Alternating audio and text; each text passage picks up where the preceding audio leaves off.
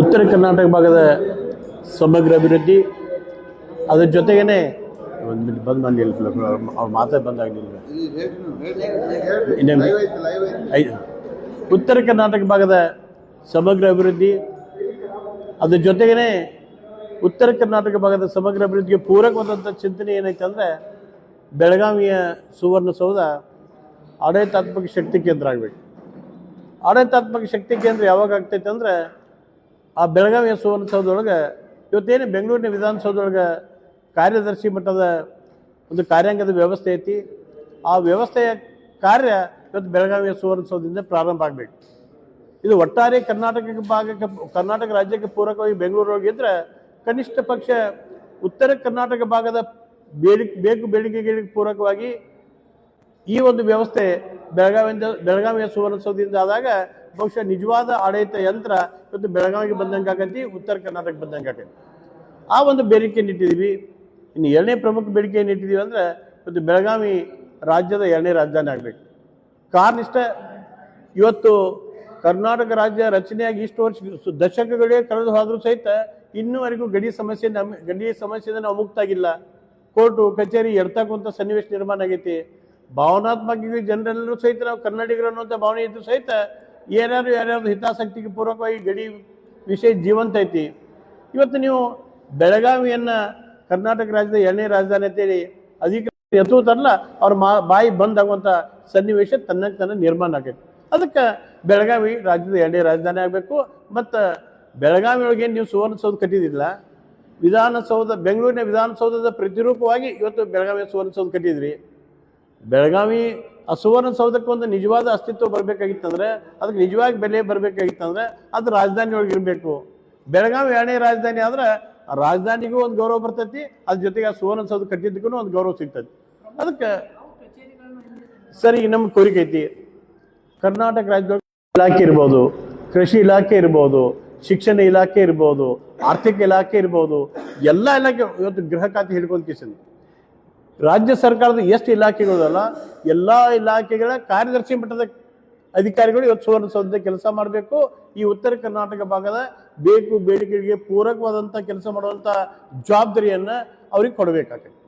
ಅದು ಕೊಟ್ಟಾಗ ಏನಾಗೈತೆ ಅಂದರೆ, ಬಹುಶಃ ಸರ್ಕಾರದಿಂದ ನಮ್ಗೆ ಏನು ಒಂದು ಆದೇಶ ಬರಬೇಕಾಗಿತ್ತಲ್ಲ, ಅದು ಎಲ್ಲೋ ದೂರದ ಬೆಂಗಳೂರಿಗೆ ಹೋಗಿ ಕೇಸಿಂದ ಅಲ್ಲಿ ನಾವು 8 ದಿವಸ ಕೂತ್ ಕೇಸಿಂದ ಅವ್ರಿಗೆ ಜಿ ಅಂತ ಇವ್ರಿಗೆ ಜಿ ಅಂತ ಕೇಳುವಂಥ ಪ್ರಶ್ನೆ ಬರಂಗಿಲ್ಲ. ನಮ್ಮ ಆಡಳಿತ ಯಂತ್ರ ನಮ್ಮ ಕೈಯಾಗಿರ್ತೈತಿ. ಅದ್ರ ಜೊತೆಗೇ ಈ ಸುವರ್ಣಸೌಧದೊಳಗೆ ಯಾರು ಕೂತು ಕೆಲಸ ಮಾಡ್ತಿರ್ತಾರಲ್ಲ ಅವ್ರಲ್ಲಿ ಭಾವನಾತ್ಮಕ ಭಾವನೆ ಬಂದ್ಬಿಟ್ಟಿರ್ತೈತಿ. ನಾವು ಉತ್ತರ ಕರ್ನಾಟಕ ಸೀಮಿತ ಕೆಲಸ ಮಾಡಾಕ್ತಿದ್ದೀವಿ, ಈ ಭಾಗದ ಜನ ಋಣ ತೀರಿಸಬೇಕಾಗೈತಿ, ಇಲ್ಲಿಯ ಬೇಡಿಕೆಗೆ ಸ್ಪಂದಿಸಬೇಕಾಗೈತಿ ಅನ್ನೋಂಥ ಮನೋಭಾವನೆ ಇವತ್ತು ತನ್ನ ನಿರ್ಮಾಣ ಆಗೈತಿ. ಆ ಒಂದು ದೃಷ್ಟಿಕೋನದಿಂದ ನಮ್ಮ ಬೇಡಿಕೆ ಐತಿ. ನಾವು ಇದನ್ನು ರಾಜ್ಯದ ಈ ಆಡಳಿತಾತ್ಮಕ ವ್ಯವಸ್ಥೆಯನ್ನು ಬದಲಿ ಆಕೈತಿ ಅನ್ನುವಂಥ ಪ್ರಶ್ನೆ ಇಲ್ಲ. ಯಾಕೆ ಅದನ್ನು ತಿಳ್ಕೊ ಅವಶ್ಯಕತೆ ಯಾಕಿಲ್ಲ ಅಂದರೆ, ಇವತ್ತು ರಾಜ್ಯದ ವ್ಯವಸ್ಥೆ ಹೆಂಗೈತಿ, ಎಲ್ಲ ಫೈಲ್ಗಳಿಗೆ ಎಲ್ಲ ಕಡತಗಳಿಗೆ ಮುಕ್ತಿ ಸಿಗುವುದನ್ನು ಕಾರ್ಯದರ್ಶಿ ಮಾಡಿದವಾಗ ಇನ್ನು ಒಂದು 25-30% ಫೈಲ್ ಹೆಂಗಿರ್ತಾವ ಅಂದ್ರೆ ಅವು ಅನಿವಾರ್ಯವಾಗಿ ಕ್ಯಾಬಿನೆಟ್ಗೆ ಹೋಗ್ಬೇಕಾಗಿರ್ತೈತಿ ಅಥವಾ ಮತ್ತೊಂದು ಹೋಗ್ಬೇಕಾಗಿರ್ತೈತಿ. ಕಾರ್ಯದರ್ಶಿಗಳು ಬೆಂಗಳೂರು ಬಿಟ್ಟು ಇಲ್ಲಿ ಬಂದ್ರ, ಈಗ ಬೆಳಗಾವ್ದವ್ರು ಹೆಂಗ್ ಬೆಂಗಳೂರಿಗೆ ಹೋಗ್ತಾರ, ಆಮೇಲೆ ಕಾರ್ಯದರ್ಶಿಗಳು ಸಹಿ ಮಾಡಾಕ ಬೆಂಗಳೂರವ್ರು ಬೆಳಗಾವ್ ಬರ್ಬೇಕಾಗ್ತೈತಿ. ಅದು ತಾಂತ್ರಿಕ ತೊಂದರೆ ಐತಿ ಅಂತ ಇಲ್ಲ ಸರ್. ನಾವು ಒಂದು ನಿಮಿಷಕ್ಕೆ ನೋಡಿ, ಅದರ ಒಂದು ಕ್ಲಾರಿಫಿಕೇಶನ್ ಕೊಟ್ಬಿಡ್ತೀನಿ. ಈಗ ನಾವು ಏನು ಕೇಳಾಗ್ತದೋ, ಉತ್ತರ ಕರ್ನಾಟಕ ಭಾಗಕ್ಕೆ ಸೀಮಿತವಾದ ಕಡತಗಳ ವಿಲೇವಾರಿ ಇಲ್ಲಿಂದಾಗ್ಲಿ. ಸರ್ ಒಂದು ನಿಮಿಷ ಕೇಳಿ.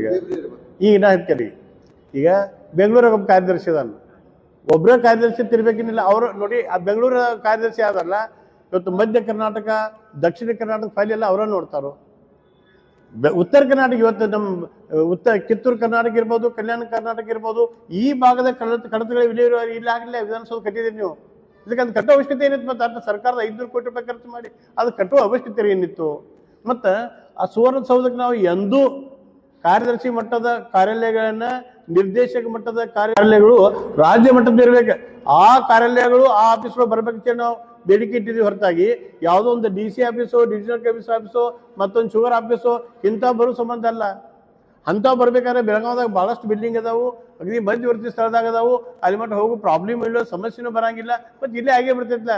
ಈಗ ಪ್ರತಿ ಸಲನೂ ಅಧ್ಯಕ್ಷನ ಬಂದಾಗ ಕಚೇರಿಗಳು ಸ್ಥಳಾಂತರ ಅಂತೇಳಿ ಹೋರಾಟ ಮಾಡಿದ್ರಿ, ಮಠಾಧೀಶರನ್ನ ಕರ್ಕೊಂಡು ಮಾಡಿದ್ರಿ, ಸರ್ಕಾರ ಅದಕ್ಕೆ ಸ್ವಲ್ಪ ಆಗ್ತಾ ಇಲ್ಲ. ಈಗೇನು ಮುಂದಿನ ಹೋರಾಟ ಏನಂತ ಸರ್ಕಾರ ಗಮನ ಸೆಳೆಯುವಂಥ ನಿಟ್ಟಿನಲ್ಲಿ? ಸರ್ ನೋಡಿ, ನಾವು ನೋಡಿದ್ದೀವಿ ಮತ್ತು ತೆಲಂಗಾಣ ಪ್ರಾಂತ ರಚನೆ ಆಗಬೇಕಾದ್ರೆ ತೆಲಂಗಾಣ ಪ್ರಾಂತ ಆ ಭಾಗದ ಅಭಿವೃದ್ಧಿ ಪೂರಕವಾಗಿ ಆಗಲಿಲ್ಲ ಅಂತೇಳಿ ಅಲ್ಲಿ ಹೋರಾಟ ಪ್ರಾರಂಭ ಆಯಿತು. ಅವ್ರದ್ದು ಮೂಲ ಬೇಡಿಕೆ ನಮ್ಮಂಗೆ ಇತ್ತು, ತೆಲಂಗಾಣ ಪ್ರದೇಶದ ಪರಿಪೂರ್ಣ ಅಭಿವೃದ್ಧಿ ಆಗ್ಲಿತ್ತಿತ್ತು. ಮತ್ತು ಜಾರ್ಖಂಡ್ದಾಗ ಒಂದು ಹೋರಾಟ ಪ್ರಾರಂಭ ಆಗಿತ್ತು. ಆ ಜಾರ್ಖಂಡ್ ಭಾಗದೊಳಗೆ ಸಂಪೂರ್ಣ ಅಭಿವೃದ್ಧಿ ಆಗಲಿ ಅನ್ನುವಂಥ ಕೋರಿಕೆ ಆ ರಾಜ್ಯ ಸರ್ಕಾರಕ್ಕೆ ಅವ್ರು ಇಟ್ಟಿದ್ರು. ಇಲ್ಲ, ಈಗೇನು ಸರ್, ಈಗ ಒಂದು ಹಂತಕ್ಕೆ ಬಂದೀವಿ ನಾವು. ಈಗ ಅವರು ಅಲ್ಲಿ ಹೋರಾಟ ಏನಿತ್ತಲ್ರಿ, ಅವ್ರಿಗೂ ಅಲ್ಲಿ ಪರಿಪೂರ್ಣ ಅಭಿವೃದ್ಧಿ ಆಗಲಿಲ್ಲ, ಆಡಳಿತದ ಯಂತ್ರದ ಸೌಲಭ್ಯ ಅವ್ರಿಗೆ ಸಿಗಲಿಲ್ಲ ಅಂತೇಳಿ ಅವರು ಪ್ರತ್ಯೇಕ ರಾಜ್ಯದ ಬೇಡಿಕೆ ಇಟ್ಟರಲ್ಲ.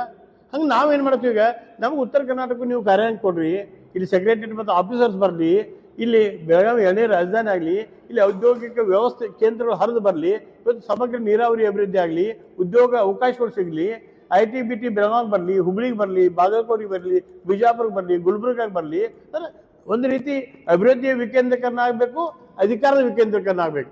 ಇವೆರಡೂ ಆದಾಗ ಮಾತ್ರ ಅಭಿವೃದ್ಧಿ ಆಗಿ ಹೊರತಾಗಿ ಇದಕ್ಕೆ ಪರಿಪೂರ್ಣ ಅಭಿವೃದ್ಧಿ ಆಗಂಗಿಲ್ಲ, ಹೆಸರಿಗೆ ಮಾತ್ರ ಅಭಿವೃದ್ಧಿ ಆಗೈತೆ.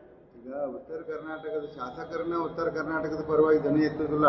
ಅಶೋಕ್ ಪೂಜಾರಿ ಅವರು ಇವರು 1-4 ಮಂದಿ ಹೊರಗಡೆ ನೀವು ಧ್ವನಿ ಬಿಟ್ರ ಸದನದ ಒಳಗಡೆ ಏನು ಧ್ವನಿ ಎತ್ತಬೇಕಾದವರು ಎತ್ತುದಿಲ್ಲ. ಅವ್ರಿಗೇನು ಹೇಳ್ಬೇಕ್ತೀರಿ ಸರ್? ನೋಡಿ, ನಾವು ಈಗಾಗಲೇ ಉತ್ತರ ಕರ್ನಾಟಕ ಭಾಗದ ಎಲ್ಲ ಶಾಸಕರಿಗೆ, ಸಚಿವರುಗಳಿಗೆ, ವಿಧಾನ ಪರಿಷತ್ ಸದಸ್ಯರುಗಳಿಗೆ, ಲೋಕಸಭಾ ಸದಸ್ಯರುಗಳಿಗೆ ಪತ್ರದ ಮುಖಾಂತರ ಭಾಳ ಕಳಕಳಿಯ ಮನವಿ ಮಾಡ್ಕೊತೀವಿ, ಇದಕ್ಕೆ ಪೂರಕವಾದಂಥ ಧ್ವನಿ ನಿಮ್ಮಿಂದ ಬರಲಿ ಅಂತೇಳಿ.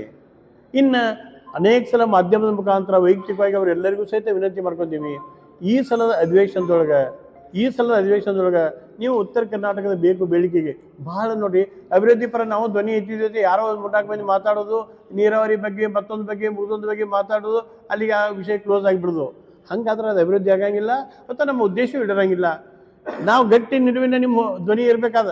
ಇವತ್ತು ನಾವು ಹೇಳಿದ್ವು ಬೆಳಗಾವಿ ಕಾರ್ಯದರ್ಶಿ ಮಟ್ಟದ ಕಾರ್ಯಾಲಯ ಬರಲಿಕ್ಕೆ ಧ್ವನಿ ಎತ್ತಿದ್ದು ಅಂದರೆ ಅದು ನೀವು ಅಧಿವೇಶನದಾಗ ಚರ್ಚೆ ಮಾಡಿರಿ. ಅಕಸ್ಮಾತ್ ಅವ್ರು ಮಾಡಂಗಿಲ್ಲ ಅಂದರೆ ಯಾಕೆ ಮಾಡಂಗಿಲ್ಲ ಅದು ಕೇಳ್ರಿ. ಕೇಳುವಂಥ ಎದಿಗಾರಿಕೆ ನಿಮ್ಮಲ್ಲೇ ಬರಬೇಕು, ರಾಜಕೀಯ ಇಚ್ಛಾಶಕ್ತಿ ನಿಮ್ಮಲ್ಲೇ ಬರಬೇಕು. ಅದು ಬಂದಾಗ ಮಾತ್ರ ನಮ್ಮ ಬೇಡಿಕೆಗೆ ಸ್ಪಂದನೆ ಸಿಗ್ತೈತಿ. ಆ ಒಂದು ಕಾರ್ಯ ಮಾಡ್ರಿ. ಒಂದು ವೇಳೆ ಇಷ್ಟೆಲ್ಲ ಸಿಗಲಿಲ್ಲ ಅಂದ್ರೆ ಬಹುಶಃ ಇವತ್ತು ಏನು ತೆಲಂಗಾಣ ಆಗಿತ್ತು, ಏನು ಜಾರ್ಖಂಡ್ ಆಗಿತ್ತು, ಆ ರೀತಿಯ ರಾಜಕೀಯ ಹೋರಾಟಕ್ಕೆ ನಾವು ಅಣಿ ಆಗ್ತೀವಿ.